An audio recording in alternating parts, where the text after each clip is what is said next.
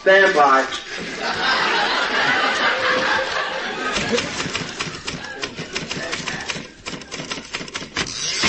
This is the Comedy Writer's own show, starring the writers for America's greatest comedians.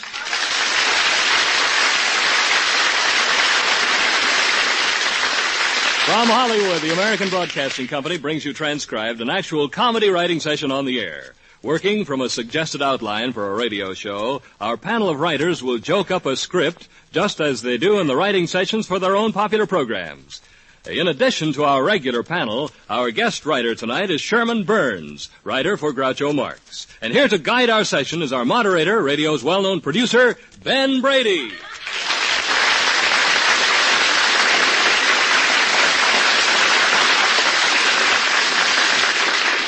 Thank you, ladies and gentlemen, and welcome to the Comedy Writers Show. Before we get into our writing session, why don't you gentlemen on the panel introduce yourselves to the people? And perhaps you can tell us something about how you prepare your scripts when you're writing for your comedians. Oh, I write for Bob Hope. My name is Roger Price, and I dictate to secretary. I write... There's something funny about that. I don't know what it is. Mr. Burns. Everybody finished? Oh, I write for Groucho Marx. My name is Sherman Burns. My girlfriend types my scripts. That seems to be funny, too. I write for Abbott Costello. My name is Leonard Stern, and I have a very pretty secretary who transcribes my notes. Well, I write for Eddie Cantor. My name is Sidney Fields. I type my own scripts. I'm married.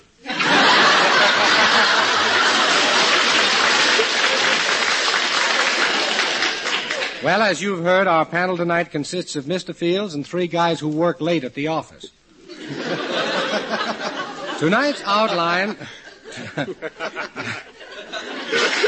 I just got that. Well, I hope you can give them faster than you get them, or we're in trouble. Anyhow, tonight's outline for a comedy show was suggested by Loretta Young. As you know, each week some well-known personality sends us an outline which serves as a basis for us to create a comedy script on the air. Reed Browning, will you please read Loretta Young's suggestion? Gladly, Ben. Miss Young writes, quote, I'd like to see you do a Fred Allen type of program. For the opening spot between the comedian and his stooge, they could discuss vacations. Then for the second scene, I'd like to see what you could do with something like Allen's Alley. And for a guest star, you could use Allen's vaudeville sidekick, Jack Haley. And for a sketch, Allen and Haley could do a satire on looking for gold in Alaska. All right, gentlemen, there's your challenge for tonight. Now remember, we have less than 30 minutes to complete a comedy script on the air. For the first spot of the comedy script we're going to write, Loretta Young wants us to talk about vacations. Do you have any ideas there? Well, we could do about a vacation at the beach. Yeah? On the sand and everything. Yeah? It's all right. Mr. Burns? Well, yeah, Allen was an Fred Allen type comedian. You could say, he's Portland, you should have seen me at the beach. Portland could say, you have your words with him? Yeah, I was just thinking, I'm sorry to interrupt you, but well, that's all right. I was just thinking... It's all right if you have any ideas, Mr. Stern. You know, let's it's have a it. heck of a time to interrupt. I have absolutely nothing to say. That's nice. No, my thought was, Fred Allen, he does backwoods stuff, too, Maine. I wasn't so anxious to put him at the beach right away. That was my only contention. All right, I'm always glad to accept two different ideas. That's good. Let's get into a good fight. Mr. Fields? Why don't we say that he spent his vacation in Pittsburgh? Tell me, Mr. Fields, whatever made you think of an industrial city like Pittsburgh as a place to enjoy a vacation? Well, certainly. My wife's been there for 3 weeks. I'm enjoying every minute of it. Now, Sidney, I've seen your wife, Emily. I've seen you with her, and I know you don't mean that. Emily, it'd been better if you'd have said Marie. That's my wife's name. Well, you see, one man's mistake is another man's joke. That's right. All right, let's go on. Any ideas here? I'd like to get back to the beach. You want to get back to the beach? I'm sorry I ever took him away from it. Well, let's have him go to a beach in Pittsburgh. It's the same thing. All right, let's let Mr. Burns get on the beach. Can I go on the beach? Mr. Price. Well, if we're going to follow, yeah, the beach is good, huh? If we're going to follow the Fred Allen format, it'd probably open with a show like Fred Allen's. He'd be talking to his wife, Portland. He always does at the first there. He'd be saying something like, talking about what he's doing on his vacation. He said, I just went out to Malibu on a yacht, and I wanted to get a good sunburn. good even tan, so I put on cold cream all over me, and then I put olive oil all over me, and then I put on some more grease and some butter, and I put the grease all over me, real even, so I'd get a good even tan. And she said, well, did you get a good tan? She says, no, every time I lay down on the boat, I kept sliding into the water. Well, that's good, but the only thing I'm surprised at, Mr. Price, is that with your zany type of humor, talking about Fred and Portland, I'm surprised you didn't make some mention of the odd first name. What's so odd about it? A lot of people are named Fred. Oh, no. Oh, Mr. Stern. Well, Roger mentioning sunburn gave me a thought. Fred, or a comedian like Fred, could say I was on a beach, and he says, did I get a burn? I was red. In fact, I was redder than anybody ever has been.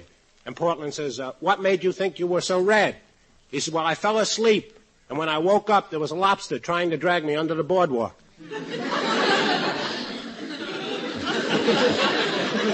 A girl lobster, no doubt. Mr. Burns. Well, I started this beach business, and I haven't been able to tell a joke yet. All right, you can come in. If you Well, can. yeah, I have it right now. Can I say okay. it fast? Before Okay, go ahead. Well, Alan could say, as Portland, you should have seen me at the beach. And Portland could say, did you look good on the sand? And Alan could say, Portland, in a bathing suit, I look like a pair of pliers wearing a Band-Aid. I think I'll go to Pittsburgh. Well, if we were writing a Fred Allen script here, we could do jokes on girls and wearing those new small French bathing suits. You know, that's always good. That leaves us with very little to talk about. Not much material in bathing suits. No. What I'm trying to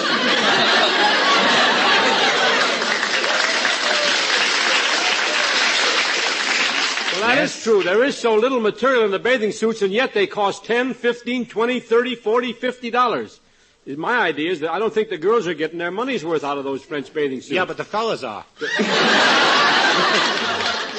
Thank you, Leonard Stern. Now, let's forget about bathing. Let's drop the whole thing.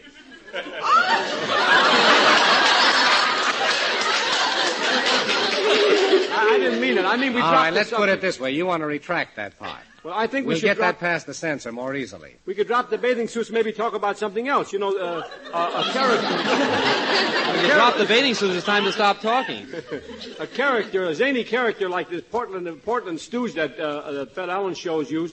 She's always talking about her father or her mother. She might say something about her father. She'd say, Papa is a good swimmer. The other day, Papa decided to swim from New York all the way to Los Angeles, California, through the Panama Canal without stopping. And Alan would say, yeah? Well, what happened? He said, well, he swam, and he got as far as San Diego, and he was afraid he couldn't make it, so he turned around and swam back. That's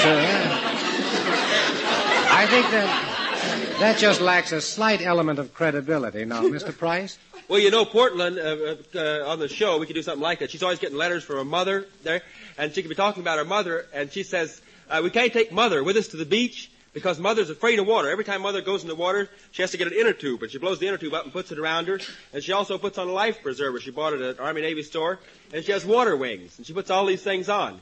And the comic could say, well, I guess she must feel pretty safe. And the girl says, yes, she feels pretty safe, but it's awful crowded in the bathtub.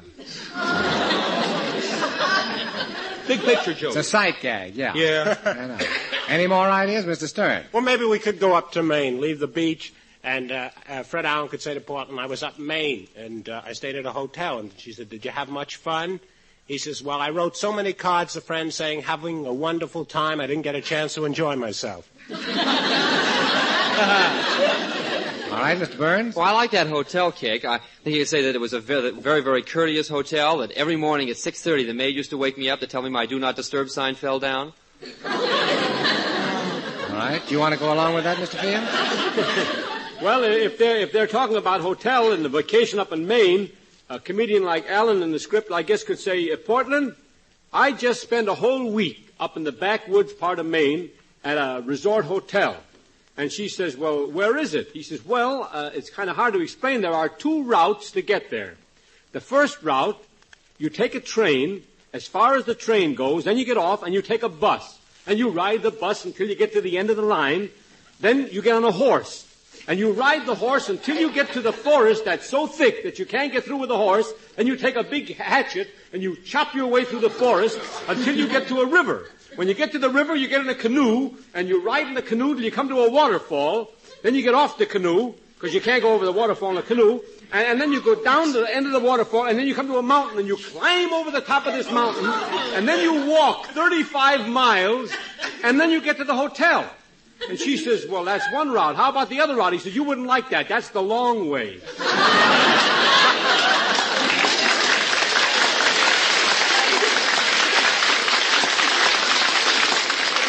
That joke came the long way, too. Mr. Price? Well, they say they'll be up in the Maine woods, and they hire an Indian guide.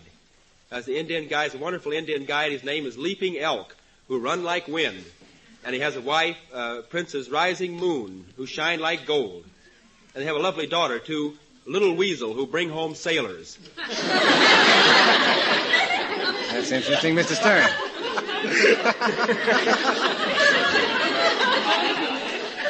I think I went out with her. You know about the girl who kissed so many sailors she had bell-bottom lips?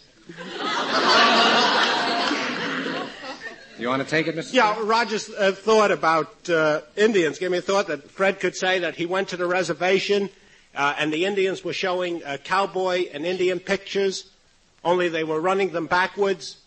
And Portland says, why were they running the cowboy and Indian pictures backwards? And she said, that's the only way they can have the Indians chasing the cowboys. No, I think we've gone far enough on that. We've done that interview now. Now, according to... Just thought that would help the atmosphere. Well, you keep doing that while I read this. According to Loretta Young's outline here, we should now visit Allen's Alley. Now, I'm afraid we won't have time to do all the characters in the alley. It takes too long, so if you gentlemen have any preference, do you want to choose, Mr. I think we should Price? do the one that's been pretty successful. We could do the exaggerated version of the Southern senator, like Cleghorn. Senator Yeah, Cleghorn. that's good. He's a pretty funny character. Anybody else? Mr. Burns? Well, before they go to Allen's Alley, I think usually Mr. Allen has a topic to discuss. You know, to that Bill Brown's Yes, he does. the That's outside. right. Yeah, he introduces the alley asks that a way. question. Asks a question. Mr. Fields? Well, his question for tonight could be, what question should my question be tonight? Say, on the way to Allen's Alley, couldn't he stop at that hotel up in Maine? Because I got a funny thought about that hotel up in Maine. You know, the hotel in Maine, it's built on the border between Maine and the United States. Yeah, we're taking the long road, Sidney. We're coming back to it. Mr. Price? I got a joke. I think I do by Cleghorn. I think. Oh, Ben. Before This we is go known to as Mr. Stern, the interrupter. Go ahead, Leonard. I feel guilty now. But before Allen goes to the alley, doesn't Portland always say, well, shall we go, Mr. Allen? And Allen says, this is something I think a lot of people wait for, as the so-and-so said to the so-and-so, in the whatchamacallit, let's do this. I it's a think, thingamajig. That's right. Sort of. It's just simple things like if one moron said to the other moron, we're off. You know, just something like that. That's the idea. Mr. Price? The senator could say to Mr. Allen, he could be telling him how he's pretty sore at President Truman. And Allen says, how come? He said, well, it's because of all the things that the president has been calling Congress recently. He says, last week, he called the Congress something that they'll never forgive him for. Allen said, what's that? And the senator says, he called us back. Great topic. Yes, I like that. Mr. Fields? I can't get away from that idea I got for the hotel. That's it. Could the senator be visiting him in the hotel in Maine? If you can't get away from the idea, I'm afraid we'll have to leave you at that hotel. Now, Mr. Burns? Well, Uncle Sidney, tell the joke. I got to hear this joke. A vote of confidence. We'll say. Yeah. Can Sidney tell the joke? Yeah. All Got any Uncle Indians in Sidney, it? tell a Let him joke. tell it. Well, the senator could say, I'm mad at Congress. I've got a plan for world peace, but nobody will listen to me. And Allen says, a plan for world peace? Well, what is it? He said, my idea would be this. Take all the people in Czechoslovakia and move them to Poland. All the people in Poland move them to France. All the people in France move to Italy. All the people in Italy you move to Spain. And he said, well, how will that promote world peace? He says, people will be so busy learning a new language, they won't have time to fight.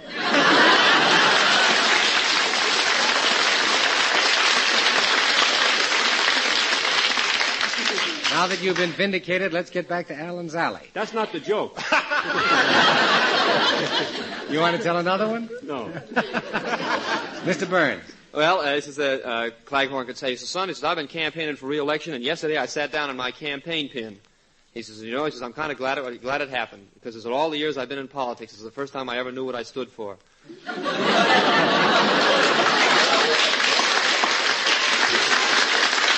Mr. Stern? Yeah, well, the senator could say, Fred, where have you been for your vacation? He says, I was up in Maine, and there's a very funny story I got to tell you. And Sidney Fields knows it.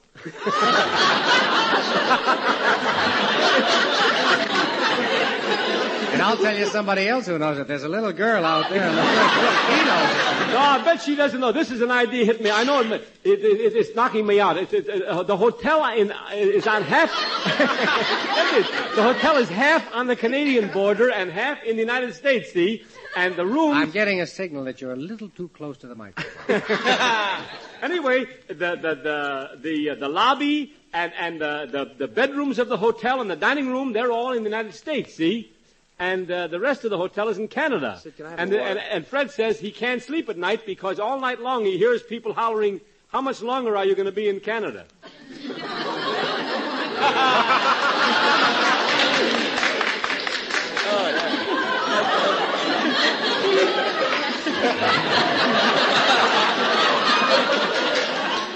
Mr. Price.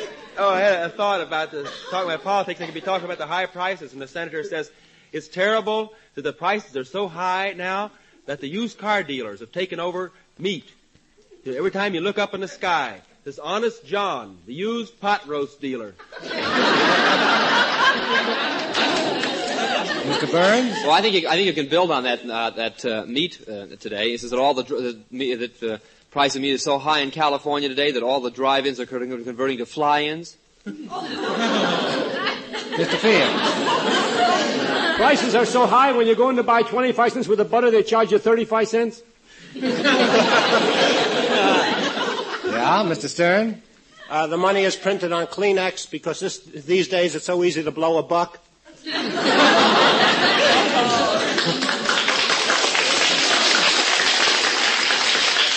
All right, we're still in the alley now. Mr. Stern. Well, maybe we leave the senator and go on to some other house in the alley. It might be, an idea we might... Do you want to start with one? Well, the next house, what is that? Somebody like Titus Moody. Titus Moody. A New England farmer, talks a lot, screwball inventions and screwball ideas, isn't it?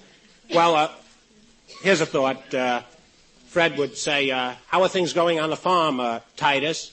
And he says, oh, wonderful. In the past year, he says, I've put in an electric refrigerator, an electric stove, an electric furnace, an electric mixmaster. He says, next year it's going to even be better. And Fred says, why? He says, we're putting in electricity.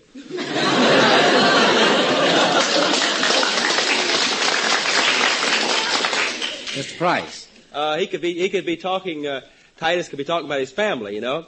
And Mr. Allen says, how do you get along with your family? He says, fine, we're pretty happy about the way my boy Oswald is getting along.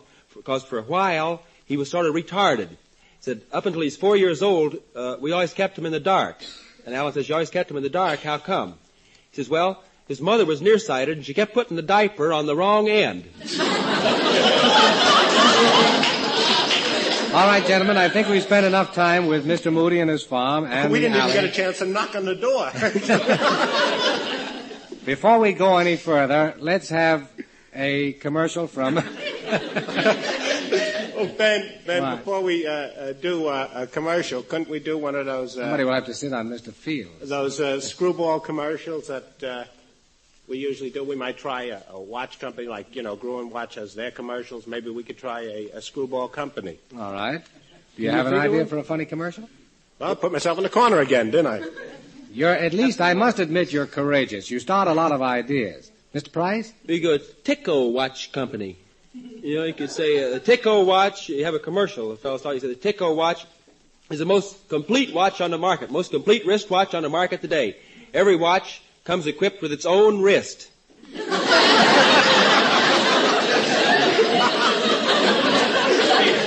I think that's good. I'll accept that. Mr. Fields? Well, that's the kind of a thing you can build up on. He says, Tico watches come complete with a very good-looking band. and it sells for only $9,000. After all, Harry James doesn't work for nothing. Any others? Mr. Burns. Well, this is if your Tico watch is empty and has nothing inside, just come to us and we'll give you the works.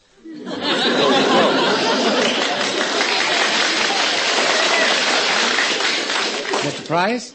You can say the Tico watch operates on an entirely new and revolutionary principle. The hand stands still and the watch goes around and around. Revolutionary. Mr. Stern. He kills me with this watch. The announcers, and remember, the Tico watch is indestructible. As if you doubt this, go up in an airplane, jump out at 20,000 feet without a parachute. And if anything happens to that Tico watch, you bring it back to us and we'll give you a new one. All right, I think that's enough of the commercial. Now, before we continue with the Comedy Writers Show, here's a word from our announcer, Reed Browning. Ladies and gentlemen, it's a fact that every minute of the day an accident happens on one of America's streets, roads, or highways. Our National Safety Council is working hard to make the public aware of this shocking accident rate, but it can't do the entire job. That's why today we're asked to start observing all the rules of safety. For example, as a motorist, make sure your car is always in good condition. Tests reveal that 1 car in 7 stopped for traffic violations has bad brakes. Keep your driving speed down, too.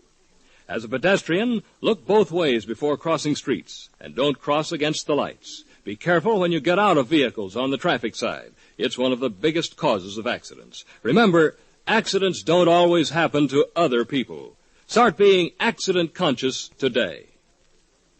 And now back to the Comedy Writers Show, where Sid Fields, writer for Eddie Cantor, Sherman Burns, writer for Groucho Marx, Leonard Stern, writer for Abbott and Costello, and Roger Price, writer for Bob Hope, are writing a comedy script on the air based on an outline suggested by actress Loretta Young. And now, here again is our moderator, Ben Brady. Thank you, Reed. Now, gentlemen, in following the comedy script outline sent in by Loretta Young, we are now to introduce into the script Jack Haley as the guest star. Mr. Fields? Well, I used to write for Fred Allen some years ago, and one thing I know, he likes to open his guest spots fresh, snappy.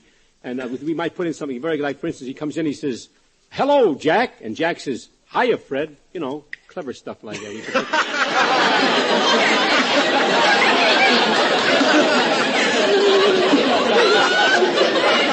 Aren't you afraid that's over the audience's head? How long did it take you to write that, Sidney? I think some shows have been stealing that. Mr. Stern. Well, maybe after Sidney's pardon me, did you say shows have been stealing that? Yes, sir. Petty larceny, huh? Isn't that off? I should have kept my big mouth shut. As a general rule, I'd agree with you. Mr. Stern. I'm trying to think of where I was. I had a thought. Oh, yes. Fred comes on and he says, Jack Haley's a guest. Jack comes on and he says, Fred, this radio racket is wonderful. He says, I'm in this new show, Inside USA, but I miss radio. And Alan says, yes, radio is wonderful. No makeup, short hours. He said, and millions of people listen to you. All over the world, all over the United States, there are millions of people listening. He says, I can just see them. He says, in Minnesota, there's a farmer sitting on his rocking chair. He's listening. In New York, there's a family at the dinner table. They're listening. He said, in Georgia, there's a young couple sitting on a couch. The boy has his arms around the girl. Well, you can't expect everybody to be listening.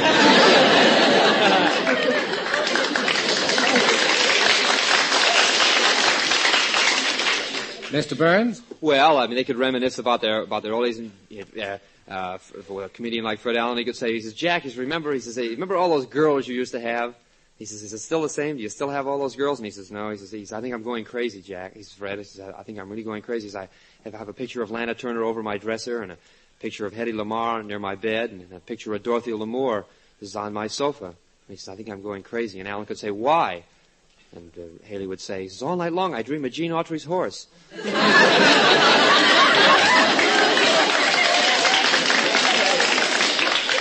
Mr. Fields? Well, if we're writing a script in which Allen has Haley as a guest and Haley is the star of Inside USA, that big Broadway show, naturally there are girls in the show like that, and Allen would ask him how he's doing with the girls in the show, and Haley could come back and say, well, I'm not doing very well with the girls. I I don't know, what's wrong with me?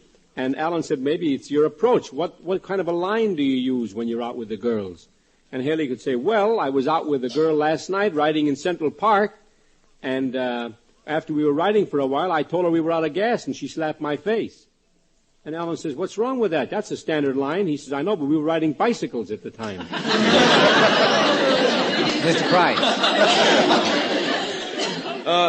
Alan could be telling him about he says, I was pretty lucky because when I was young, my father was sort of an advanced thinker, you know, and an intelligent guy, and he took me aside when I was 17 years old, and he said, son, there's something you ought to know. He said, there's two kind of people in the world, boys and girls. And he said, that information saved me. It was a wonderful help to me, that information. And Jack says, well, how come that information is so important to you? And Alan says, up to that time, I'd wasted a lot of money buying the wrong kind of clothes. Good night. I love the way that Roger... leaving the studio. Sorry. I love the way that Roger Price speaks, you know, with that up and down talk. Up and down, up. His voice goes up. Roger Price, were you born on a roller coaster? That's the remnants of a West Virginia accent. West Virginia? But that people, they go up and down the mountains. I've been in West Virginia. I like it's quiet there. A lot of still.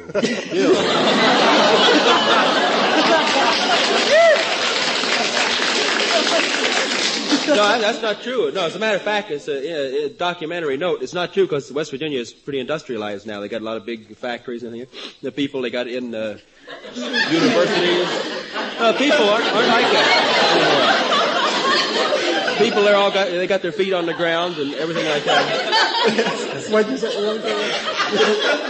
Oh, I'm afraid to say that again. Listen in again next week to Roger and Sidney talking about West Virginia. No, I thought Roger said that they both have, people have their feet on the ground. Yeah, well, they do. Well, they have to. They don't have shoes.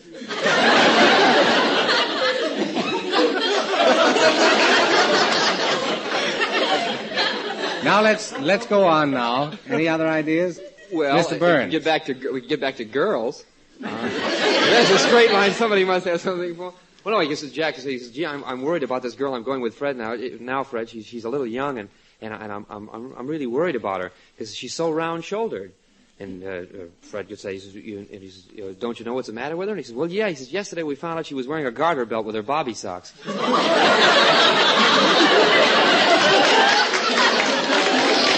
Mr. Field?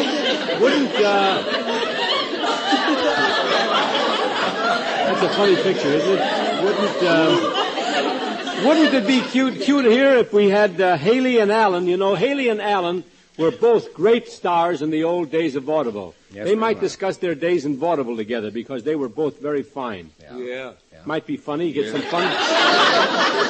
They could talk about the old days and compare the theaters that they play with today with the theaters in those days. We're getting a lot of agreement here, but not enough jokes. Well, we're all in accord now. Well, those kind of things you can check out of your sleeve. For instance, Alan would say, I remember one theater we played in Des Moines, the Rialto Theater in Des Moines, Iowa. The theater was so small, when you took a bow on the stage, your dandruff fell off in the lobby. Mr. Burns. Well, that was before my time, but I've heard about those small theaters in vaudeville in the old days. I know about that Groucho once told me about one that was so small that the fire eater was eating book matches. Mr. Price? You say the theater was so small and so narrow that when Nelson Eddy was on the bill, instead of singing shortening bread, he had to sing Rye Crisp.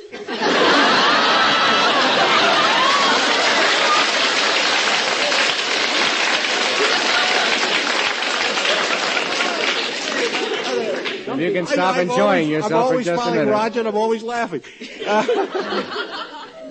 I was just going to say that... You'll have to pay Mr. Price, but you I'm get enjoying this the week. show very much.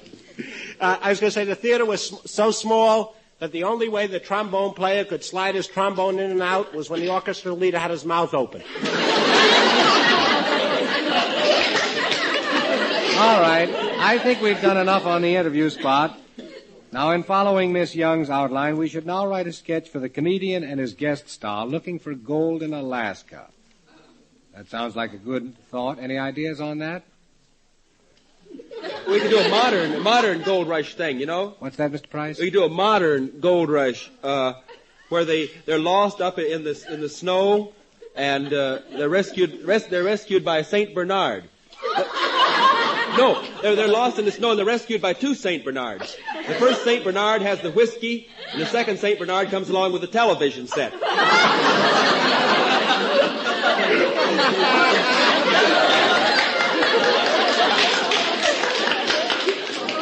Mr. Fields. I just got a thought.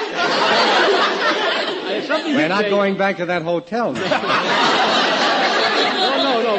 For a minute, that Alaska's idea left me cold. But I got a thought here now. Now you're warm again. This is a thought. Right. We can say that Haley and Allen were going through the Klondike, and they come on two guys. And the two guys are talking. One guy is saying, cat, C, brr, A, brr, T, brr. And then the other guy says, dog, D, brr, O, brr, G, brr. And Allen said, what goes on here? And he says, they're having a cold spell.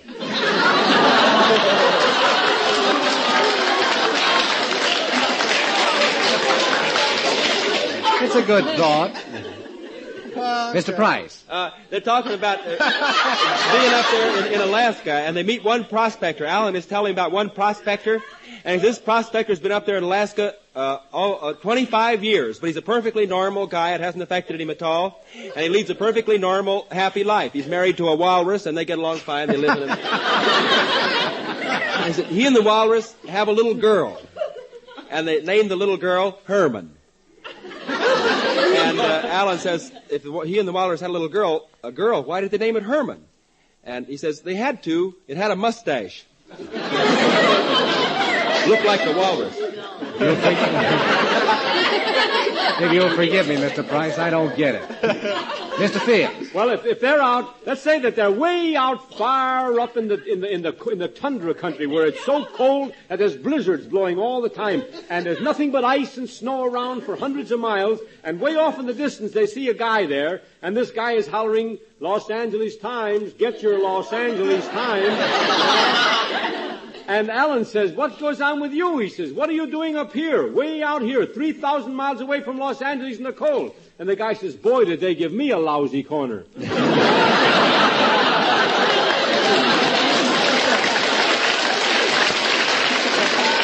right, this is going fine now. Can you keep it rolling, Mr. Stern? Well, between Roger and Sidney on both sides, I feel like I'm watching a ping pong game. I haven't said a word. And laughing pretty hard at it, too. Well, I'm enjoying it. But there's this thought that they may be lost in the icy wastes, and they haven't got enough food left. And Haley says, Fred, you better go on without me. He says, just enough food for one of us.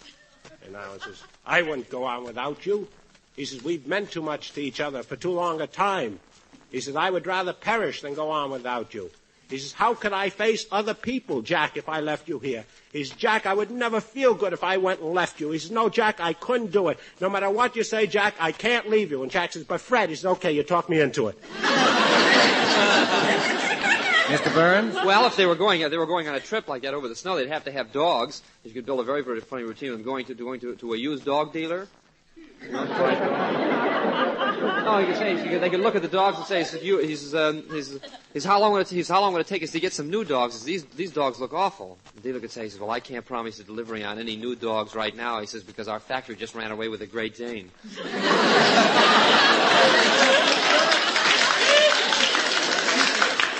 I don't say much, but when I do, I really die.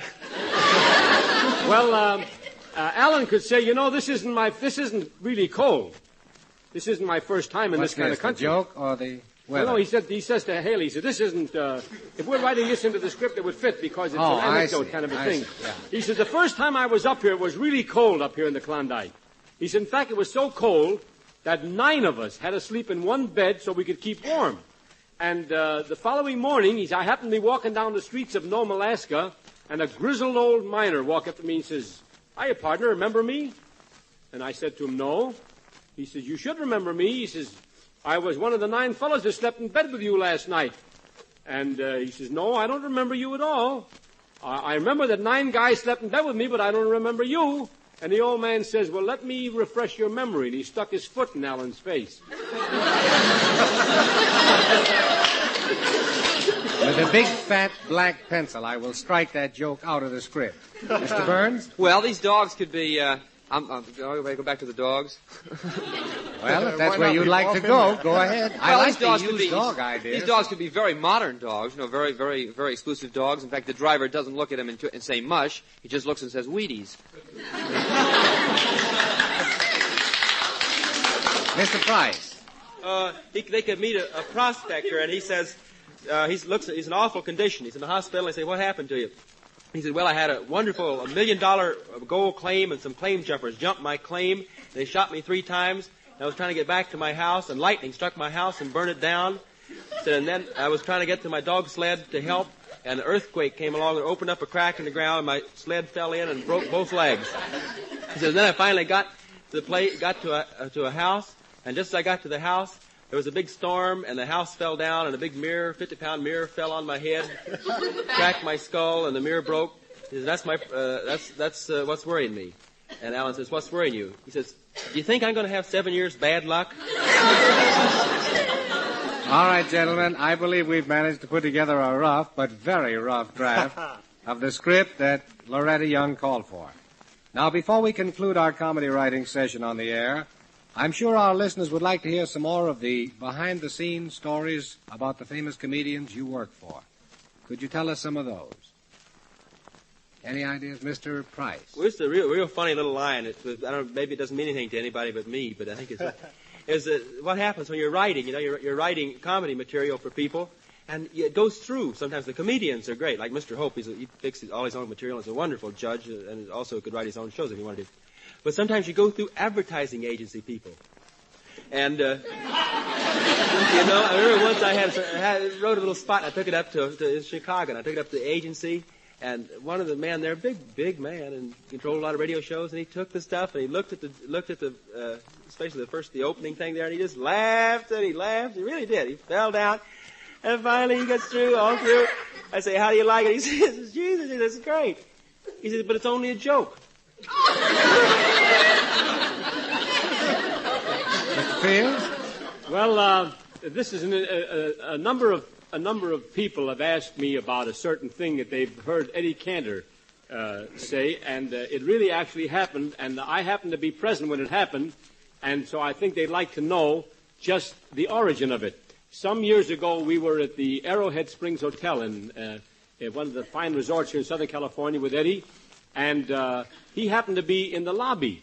And we were sitting around the lobby there, and a dear, sweet little old lady came in, and she had her arms loaded with grips, and she had bundles and hat bags and everything, and it was a revolving door. And she couldn't get through the door, so she noticed Eddie, and she said, here, boy. And Eddie looked at her, he said, boy. I beg your pardon. He said, boy. He said, I'll have you know, lady, that I'm the father of 5 girls. 5 daughters. And she said, would you mind repeating that? And he said, not if I can help it. Mr. Burns. Well, I'd just like to say that after the show, I'd like you to all come to my house. We're going to have a coming out party for my brain. No, Groucho told me a very funny story years ago when he was living in New York. Just a boy. He used to go into the little bar around the corner, sneak into the bar every day and eat up all the free lunch. And the bartender used to get awfully mad at him. So one day, this was going on for months and months. Every day, he'd go in and sneak in the back and eat up all the free lunch. So finally the bartender said, I'm going to fix that kid, and he put dog biscuits on. The next day, Groucho came in, looked at the bartender, ate up all the dog biscuits, and walked out. Then for about 3 months, he didn't show up. Finally, the bartender says, well, I guess I got rid of him. So he put the free lunch back on. The next day, Groucho came in, ate up all the free lunch, looked at the bartender and said, what's the matter, no more cookies?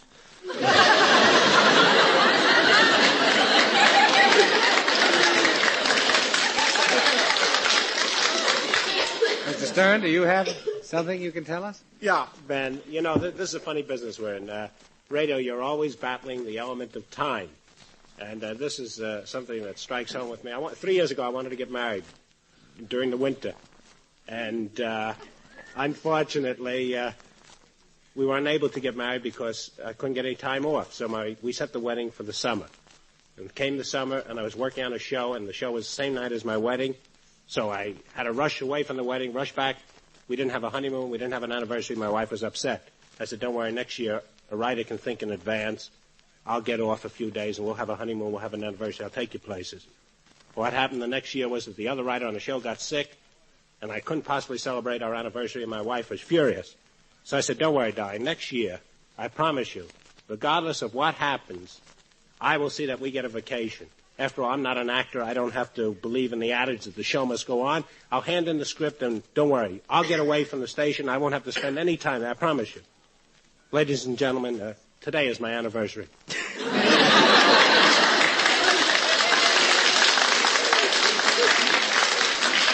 Well, that's all the time we have for the behind-the-scenes stories tonight. We've had a comedy show written on the air and some stories about America's top comedians. Join us again next week for another session, won't you? This is Ben Brady saying goodnight for Sid Fields, Roger Price, Leonard Stern, Sherman Burns, and the Comedy Writers Show. Tune in next week to hear the writers for Groucho Marx, Bob Hope, Abbott Costello, and Eddie Cantor in their transcribed comedy writing session on the air. This is a Frank Cooper presentation and was produced and directed by Cy Fisher. This is ABC, the American Broadcasting Company. ABC, the American Broadcasting Company. ABC, the American Broadcasting Company. ABC, the American Broadcasting Company. ABC, the American Broadcasting Company.